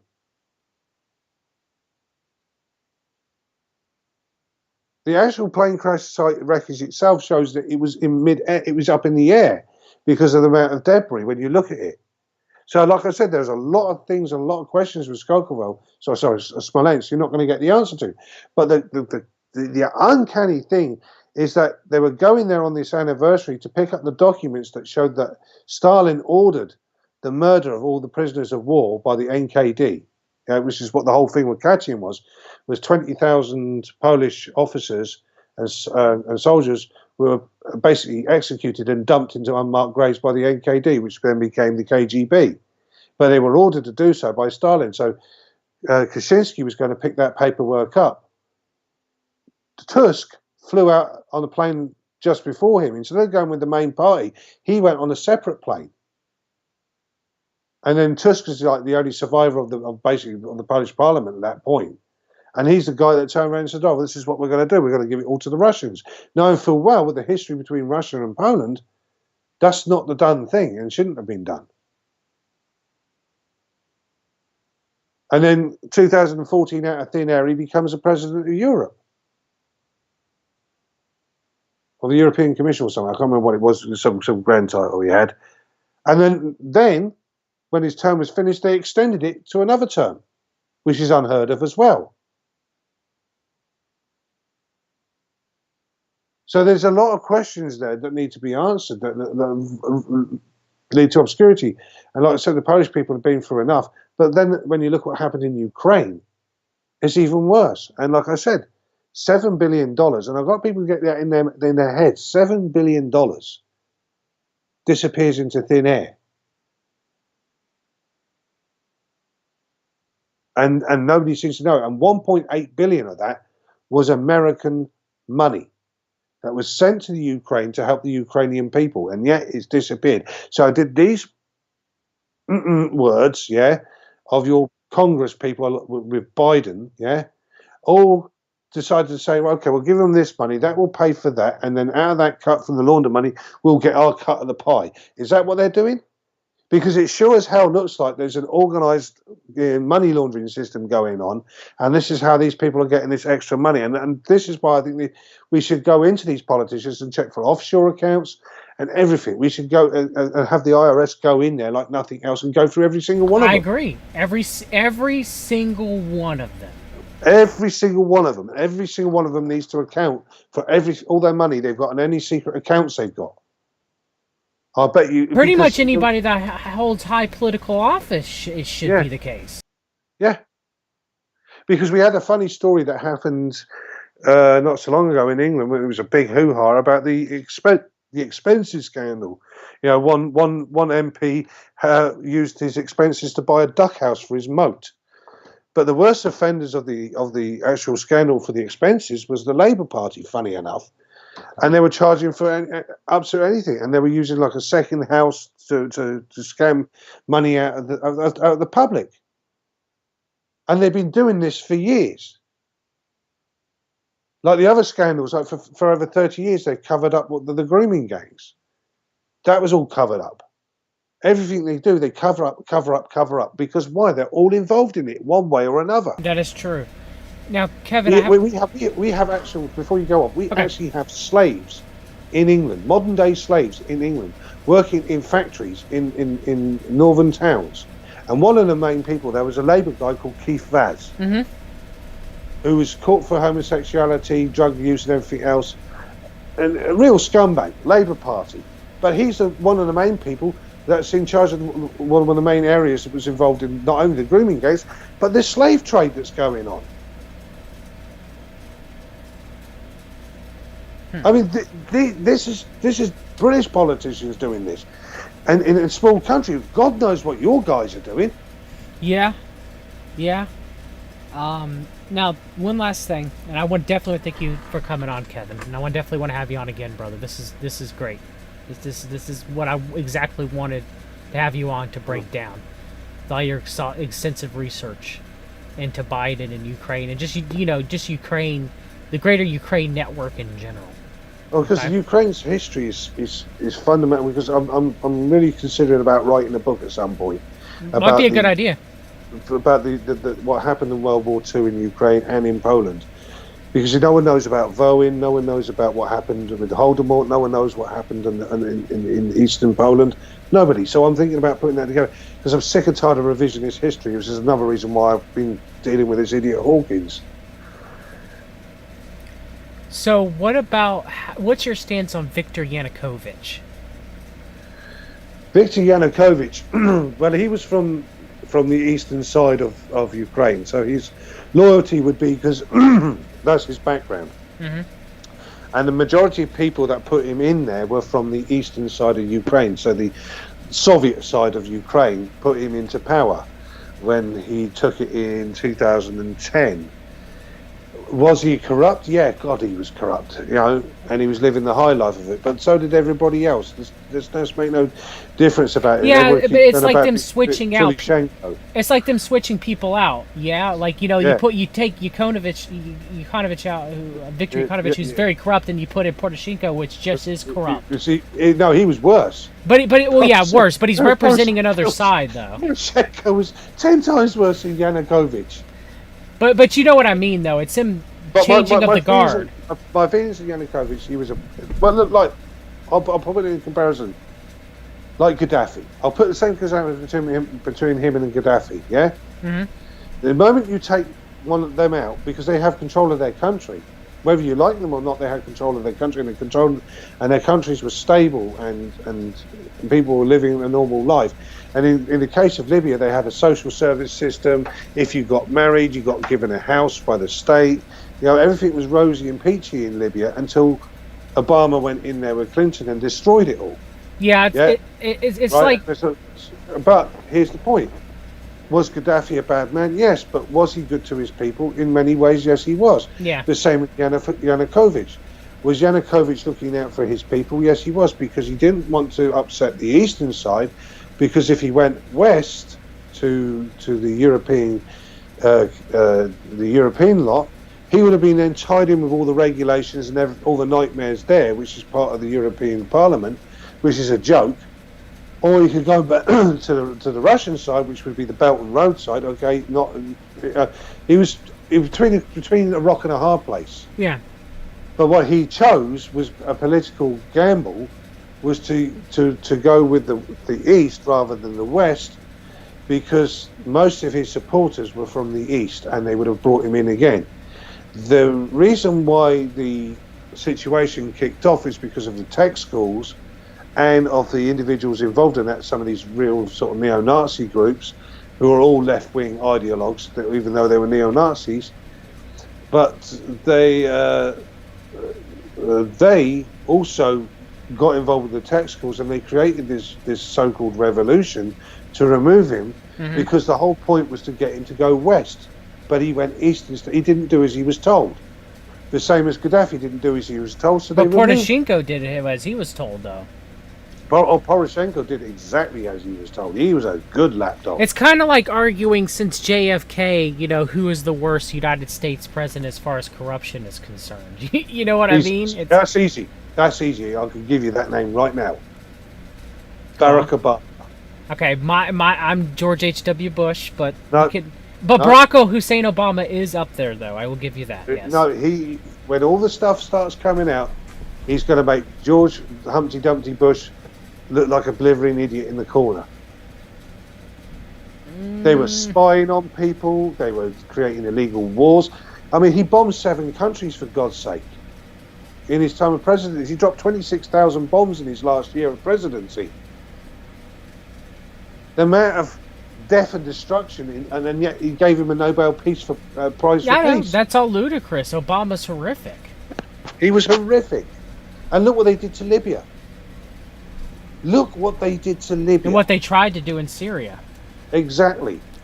And people are going to hate this, but thank God for Putin. You love him or hate him, he did the right thing there and protected the Syrians from that, because what would happen would have been another void, and then the chaos in the Middle East would have been unbelievable. But I guess my point is both Yanukovych and Poroshenko were corrupt. Yeah. And it's the same. So was Dmitry Firtash. Very much so, yes. So is Viktor Pinchuk. He's corrupt. So is Vladimir Putin, as well as Dmitry Medvedev.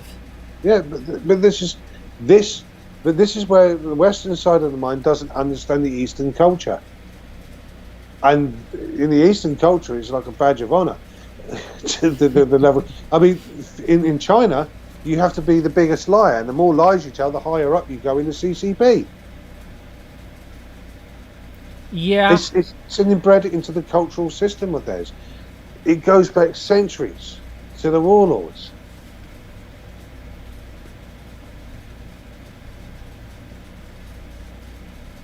Yeah, but right. What made corruption worse was communism. I mean, every government's always going to have a certain amount of corruption. You can't completely root it out. But when it gets to levels of how it is now within the world order, it's just too much. Like, it's like as I said, you're always going to have corruption, and politics will go hand in hand. Yes, because people will always want to buy influence because they think their money can buy something. As long as you're going to have money, as long as you're going to have politicians, you're always going to have corruption. The only way to do it is to have a system put in place that everything, they have to be completely transparent on anything, and if they're caught once not being transparent, they go to prison for 10 years. Yeah, that's the only way. End of subject. You're caught doing nothing, you weren't transparent with that, boom, 10 years. No questions, no ifs, no jury, no trial. That's the simple as that. So that way they have to then keep to that. They swore an oath to the country they serve, but they're not. The only thing they're serving is their own greed. Their own greed and power and pockets. And their own party's interests. This is why I don't believe in the two-party system either, John. I think that should go as well. You can argue about the two-party system and how you need multiple parties and everything. There is a strong argument on both sides about, You have a two-party system. It's going to be them. Then the next time it's going to be them, or it could be them and them. Then that team over there. And what happens is, like it's happened in England for centuries. Yeah. Yeah. Okay. The Labour gets in. They run up the debt. The Conservative comes in, they then cut back down the debt and they put everything back in order. Then Labour comes back in because everybody's been sick and tired of having to pay for the debt for what Labour did last time. They forgot what Labour did, so they put Labour back in power, and hey ho, we're back in that circle of back into debt again. Except this time around was remarkable that they didn't put that idiot Corbyn in. Jeremy Corbyn. But I will say, though, this is like the argument that they talk about of having term limits in Congress, both the pros and cons with those, so you don't have the same corrupt people in there for, decades. I believe there should be term limits, like they should only maximum of 3 terms. Yeah.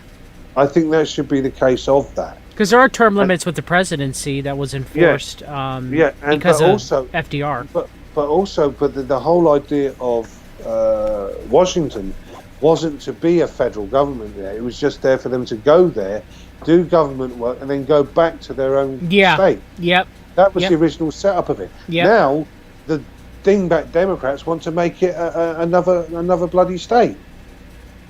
They want to make Washington its own thing, so they can have senators from there. That's what it wasn't meant to be, and that goes back to your founding fathers. And this is the whole thing, and this goes back to your education system. This is the problem again. Soros, if I remember reading that list, involved in a lot to do with the education and media. Yeah. So they put this narrative in, and they're not teaching the children any about history. They're not teaching them about World War II. They're not teaching, but they're teaching their heads is full of garbage and nonsense. They're feeding their heads, but they're also not teaching them about the Constitution. No. None of them know the Constitution. I'm a UK citizen. I'm living in Poland, but I know more about your Constitution than most Americans do. Yeah, a lot of Americans are not properly educated on the history of the founding of this country. Exactly, and that needs to be put back into the situation. And also, like you said, history has to be taught correctly, not one side or the other side sort of version of it, but factually. Yes. Like, for instance, stand around and say what Stalin did wrong, but also what Stalin did right. Give the evidence so that children, when they're learning it, can make their own minds up. And one of the things, I don't believe in book burning, but one book I would like to see removed from every education centre in the world is Karl Marx's book, because that has been the biggest problem since 1900s. Yeah, well, remember that manifesto means declaration of war. Yeah, so. But like somebody asked me about the New York Times the other day. I said, well, look, don't forget the New York Times and all the people involved in that. Yeah, you can trace back to what happened in 1905. In 1905 was the Winter Palace massacre in St. Petersburg, and all the anarchists and Bolsheviks then fled. And most of them ended up either on the east coast of America or the west coast of America. Yeah. So they brought with them their magazine, Pravda. That's why Pravda was brought over, and a lot of people will start being taught in these areas about this communistic ideology, utopia, and that's where it started in 1905. That's where that poison came into America. Then you had Woodrow Wilson, who also screwed up in World War I, who created the League of Nations and then buggered off, knowing full well that these people, these other groups had all these grudges to act against one another. So when the Treaty of Versailles happened, when the French general walked out, he said this is a roadmap to another war in 20 years, and 20 years to the day from him saying that, lo and behold, we have World War II. So basically World War I and World War II were basically the same war. It just had a 20-year gap between it. Because the same grudges, the same BS was in there, the same people doing the same crap all the time. And of course, my love of the French were involved in all that nonsense as well. Hey, now that's my ancestry. The French have got a lot to answer for. I know they do. Well, after World War I, they were making alliances, and one of the alliances they made was with Poland. And how toxic the French Revolution was, and Napoleon. Well, but this is the French Revolution. This goes back to your two-party systems. The Jacobins. Yeah, but don't forget, when the two-party system, how it was formed, it was at the tennis courts at Versailles Palace. I think it was 1783, I'm can't think of the top one. 17 something, 80 something. But it was the meeting at the Palace of Versailles, but it was in the tennis courts. Ahead of the table sat King Louis. To the right-hand side of him were the righteous, the church, and those loyal to the king. And to the left-hand side of him were the academics and the radicals. Mm-hmm. Yeah? So you see how that comes, the right and left paradigm? But also it was like a horseshoe. So the more you went more radical on either side, the closer to joining each other. So that's what a lot of going on it's a today. Circle. Yeah, that's what a lot of going on today is they're radicalizing people either to the far right or the far left. Yeah. But there's no such thing as far right and far left. That's the whole. Well, it comes back into a circle. Yes. Yes. Yeah, it's the whole con. It's either freedom versus tyranny. It's as simple as that. You either want to be free or you want to be controlled by a government. Yes. And that's why the whole left-right paradigm with the two-party system is always played with that. If you notice, one side of it's for big government, and the other side's not, or supposed to be not. Supposed to be not. One government is communist, and the other government is Fabian socialist. Supposed to be not. Yeah. They're still marching with the world order. You know what I mean? Exactly. So then, what they do, they create the United Nations out of thin air. Then what did they do? Was they create the European Parliament, make it even bigger, more bureaucracy. It's big government, more bureaucracy. And what did governments produce? Nothing. They produce a lot of paperwork and a lot of regulations that stop you from living your life, but the bureaucrats are still getting paid to create all this nonsense. Yeah. And that's the problem. The sooner we get a grip of these huge, big monstrosities, leviathans of governments and government organisations, and get rid of them and cut them down to the bare wit what they need to be. But as long as you have this left-right paradigm, one believes in big government and the other one shouldn't, but like I said, that's the joke in itself. Yes, yeah. And also, politicians shouldn't be a professional course. In the UK, they go to university now to become politicians. That shouldn't be the case.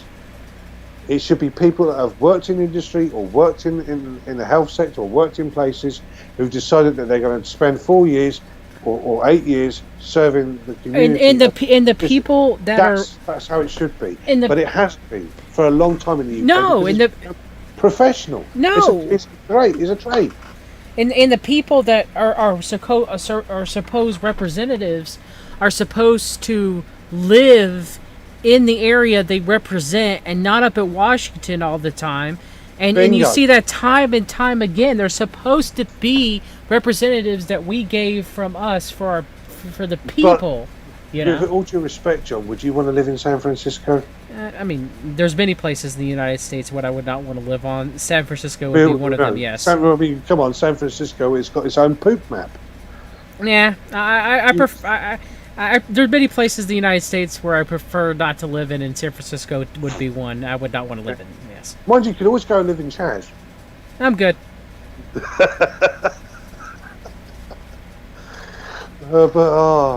So when people talk about anarchy, they don't understand. I mean, I've read a great book by Bookchin. One of what I would call one of the main people to do with that. I can't see it in my library at the moment. It's somewhere around. And Bookchin, and no, it's not there. It's another book. I've got books everywhere. I mean, a load of Polish books as well. But Bookchin was the guy who talks about this, and in the areas where the Kurds set up their idea of it, they took some ideas from Bookchin, and it started to work. But then somebody brought in the Marxist version of it, and then it went tits up. Yeah. Yeah, I mean, one last thing, Kevin. One last thing. We could talk all day long. Oh, no. Is that this whole boils down to is exactly, a summation of everything is the whole right-left paradigm, the whole two-party system, the whole corrupt deep state form of government that's been here for how knows how long. They don't want Ukraine to be thoroughly investigated and the players involved that we've talked about and mentioned today, among others. because if it did, they're going to do whatever they possibly can to keep that from happening. Why do you think they did the Ukrainian impeachment? Why do you think that whole charade was put on there so that if Trump went after them for Ukraine, they could say, well, this is retaliation, this is retaliation. Look, he's making this stuff up. That's exactly what the impeachment process was a dog and pony show. It was a dog and pony show, but it served a purpose to stop anybody investigating into Ukraine. Yes, I agree. That is exactly what they did. Because they're all involved in it. That's the problem. And look at Schiff, the guy running it. Schiff was running it, not Nadler. Schiff was running it, and who's he connected? He's connected to the arms dealers in Ukraine. One of them was he did a dinner party for. Yeah, Schiff is definitely one of those characters. Mark from Housatonic Live did multiple shows on the background of Schiff's family and his heritage, and look at Schiff's connections to Ukraine. I'll tell you, it'll blow your mind. It's crazy, Kevin, how Adam Schiff literally just, when he became a lawyer, was all of a sudden just given high-profile cases like as soon as he came up. One more thing before we go. Like the Techno Bandit. Yeah, but why is it, that you have all your senators and congressmen who are supposed to be looking after your regions and in your areas to be involved in your states and your state issues? Why are they involved in countries like Ukraine and other places? Why are they involved? It's got nothing to do with them. It's not their country yet. Why are they there? Why is the American State Department, like people like Victoria Nuland and Hillary Clinton and people like that, involved in Ukraine? Nobody's asked that question. Why? Because it's not you don't live there. It's got nothing to do with you. Okay? Yeah. Why have you decided that this revolution that you're going to back and get all this money to, and then all of a sudden you throw more money in there? Why is nobody asking about this money? Because either the media's in bed with it, or everybody's in bed with this. This scandal it will show the festering, rotten core of the politics and the politicians that we have today. Yes, it's going to be probably one of the most, and I think that's what they're probably worried about as well, is releasing this information will cause a massive retaliation. I mean, massive. When the scandal happened about the MP's expenses, oh boy, did people go to town on that. MPs were thrown out. MPs lost their positions right, left, and centre. And that's like a tiny little pea on a mountain compared to what this is. This Privat Bank. I cannot emphasise it enough. Privat Bank is the biggest thing that people don't realise was all the money laundering was going through. I think money laundering for paying for wars, for drugs, whatever, was going through Privat Bank. And also the technology and everything that was being siphoned through the back door into Skolkovo, into Russia, and into the Belt and Road Project into China. Yeah, you're right. You're right. And through the Belt and Road Project, China has taken basically control of the world. Yes. The world order is popping it up as their golden child. And who was there in 2013? Who got 1.5 billion at the time when the Belt and Road Project initiative was launched? Joseph Biden. Joseph Biden was there when that was launched. Yeah. That 1.5 billion was his payment to fucking let it carry on and not let America get involved or something like that. Put any money he want on it. Biden is as corrupt as they come. Anybody who says, oh, no. When you start looking at the stuff he did in Ukraine, when you start looking at the stuff he done in Romania, when you start looking at the stuff he did in Iraq and everything like that with his family members, and that is huge. This guy is absolutely beyond corrupt. Yeah, he is. He is. And it makes me laugh when Democrats try to act like he's not. No. They're desperate to get power back, not because they want power, is they want to hide all of this. Well, I'm talking about just your average, Democrat voter, whether they're liberal or progressive, or even, a lot of them dislike Biden to some degree as well, but some of them hold their nose at Biden. Yeah. But there's a lot of people that don't like Trump that will hold their noses to vote for Trump. That's true. You know, it's a Marmite test, as I call it. You either love it or you hate it. But in the case of Biden, what is there to love about it? What's he done for you? I mean, he's been in office for 40 years. What the fuck has he done in 40 years?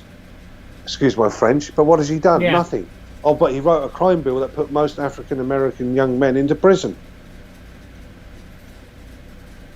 He sided with the busing people. He sided with one of his mentors was Robert Byrd, the head of the fucking Ku Klux Klan, for God's sake.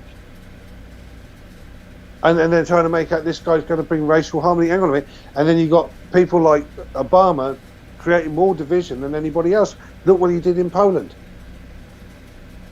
By turning around and saying about the Polish death camps, which is not. It was the German Nazi death camps, because these camps were built to house the Polish, to kill the Polish in. Nothing to do with the fucking Polish. It was built by the Nazis using Polish people to kill them with. And then to put the fucking Jews in there for the final solution. And that fucking arsehole, Obama, created all that bullshit for nothing. You mean the same guy that took away the missiles to defend Poland from Russia, who then refused to go to the state funeral of your fucking ally of Poland. A president of Poland he refused to go to the state funeral for. Obama, Sorry, the guy that gets the Nobel Peace Prize, Kevin. I know. I get mad too. I understand. Oh, he was what a wonderful man. Yeah, what a wonderful man. Ask the 7 countries he's bombed, how wonderful he is. He's such a peaceful guy. He's such a good guy. But tell the people they can find you. He's a sociopathic psychopath. Yep. When the world was burning, he was playing golf, laughing. When you get to power, that's usually what happens to people. Is usually what it takes. And of course, his right-hand man is none other than... I mean, why did he pick Joe Biden in the first place? Because Joe Biden was... this guy was so corrupt. He's just... like attracts like, in my opinion. This is why these people attract one another. They're just so corrupt. Yeah. But I was one more thing before I go. I remember watching something the other day where some woman was there who actually interviewed Julian Assange, and he let slip it was somebody from inside the DNC that let out those files. The Podesta files. We talked about John Podesta and all that. That came from inside the DNC. The Podesta emails. Yeah, Podesta and Clinton emails came from inside the DNC. So somebody in there released them to Assange. Well, there's supposedly still backups of those Clinton emails, so... Of course there will be. Nothing's ever lost on the internet. No, never. Tell them where everybody can find you, Kevin. We're definitely going to have you on again, brother. Thank you for coming on. So I'm over on Agent Circle on Twitter. I'm on Twitter, Agent Circle, and on my YouTube site, which is obviously you've got my YouTube site up on screen now. I'm working on a new setup at the moment, so it's going to be fun. But I've got to deal with Hawkins. It's another problem. It's taken me away from what I want to do, because I have to stop Hawkins. This guy is a menace. Yeah, we'll definitely have you on again to discuss what you found with Hawkins and everything. So and I agree. He's got Goodman and Hawkins. Oh, what a group! I mean, this is the guy living off the back of lies.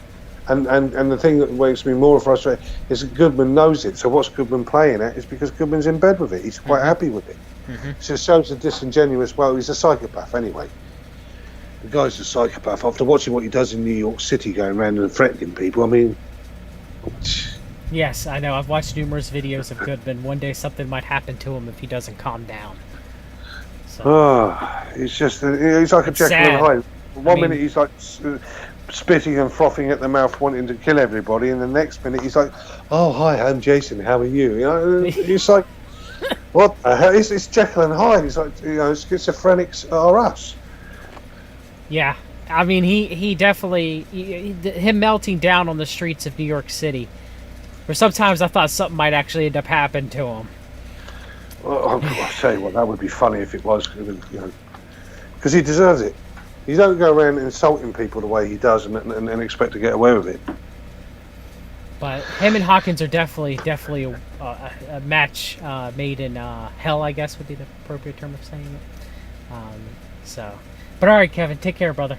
Good talking Yeah, you with too, mate. Have a good you day. Take it easy. Bye. You too. And thanks to everybody watching. All right, everybody, definitely go subscribe to Kevin's channel. I am. And I've been following Kevin's work on Ukraine.